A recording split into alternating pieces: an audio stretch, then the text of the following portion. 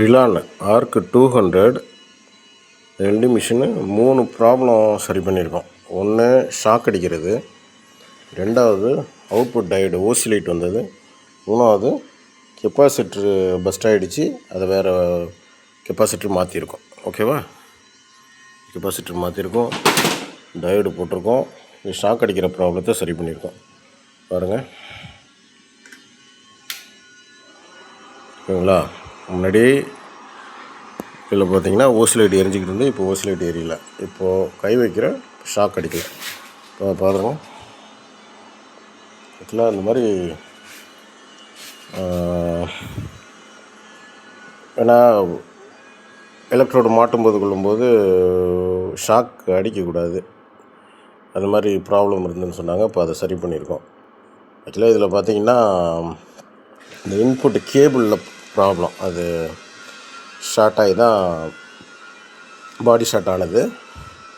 அது சரி பண்ணியிருக்கோம். இது பண்ணியாச்சு. இப்போது நம்ம வெல்டிங் அடித்து பார்ப்போம்.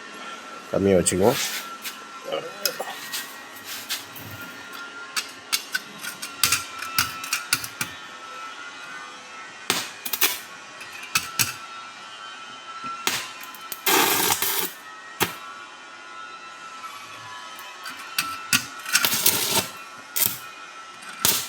கொஞ்சம் பவர் அதிகமாக வச்சுக்குவோம்.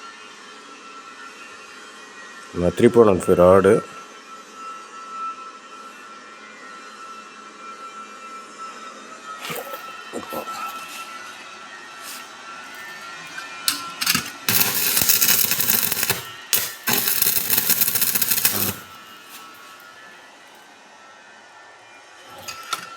ஓகே.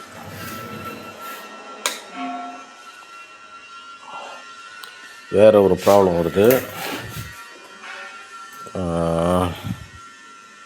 ஆக்சுவலாக என்டிசி பஸ்ட் ஆகுது. அது என்னன்னு பார்ப்போம்.